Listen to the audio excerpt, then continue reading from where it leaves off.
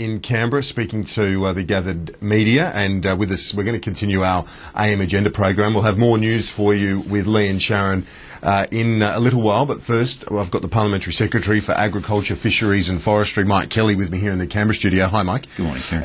And from Melbourne, Liberal MP Josh Frydenberg. Josh, good morning to you. Let's go first to Mike on the budget speculation. Mike, as I understand it, the childcare rebate's going to remain as is. It won't be means tested. Obviously, Julia Gillard's not buying into any of that pre-budget speculation.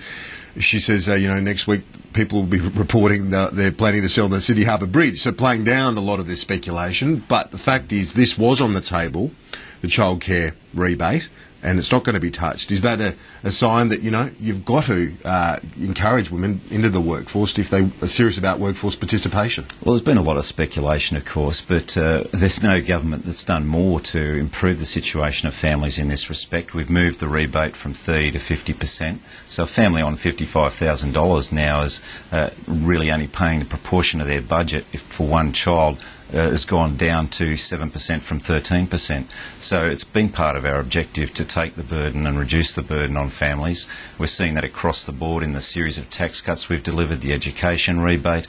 So we're determined to make life for families, working families, lower middle income earners better. And certainly that's going to be the thrust too of the compensation package from the carbon price. Yeah, well, we'll get on to the carbon price in a moment. But Josh, the parents and mothers and fathers in your electorate will be pleased to hear that the childcare rebate won't be means tested, even though the government's not confirming it, Penny Wong or Mike or the Prime Minister. But that would be good news, obviously, to your constituents with families in Kooyong.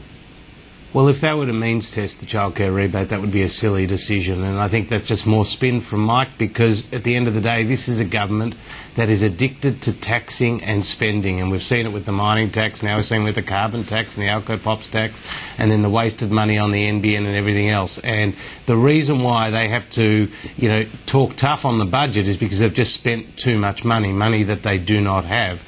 And the fact is, when John Howard introduced the childcare rebate in July 2006, there were about 4.5 million women in the workforce. Now that number's over 5 million, and it is a result of that Howard policy. And at a time when, Kieran, there are skills shortages in the workforce, we can't afford to take any measures that would actually reduce the number of women or men participating in the workforce. So I think this would be a silly decision from the government. Well, Josh, one thing the Prime Minister was keen to have a whack at was Barnaby Joyce, suggesting that if Tony Abbott's going to have Barnaby Joyce as a Deputy Prime Minister in any future coalition government, that says a lot about where the coalition is heading. What's your response to that?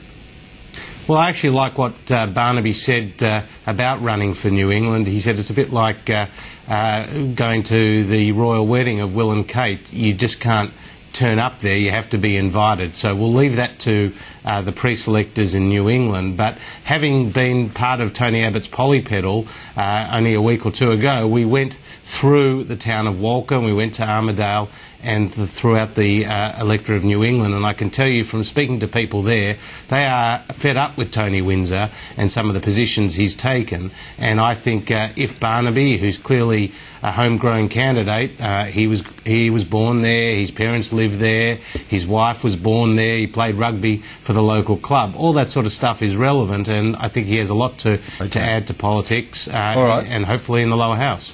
Mike, just quickly, we're almost out of time. We've got to get to other news, but just your response to this. Tony Windsor seems, happy to take on Barnaby Joyce in that seat, which he holds pretty comfortably at the moment. Yeah, I think Barnaby's dreaming, to quote a famous line from a movie. Colourful politicians belong in the Senate, I think, along with the dancing Queen Mary Jo Fisher and Loopy Lee Rhiannon.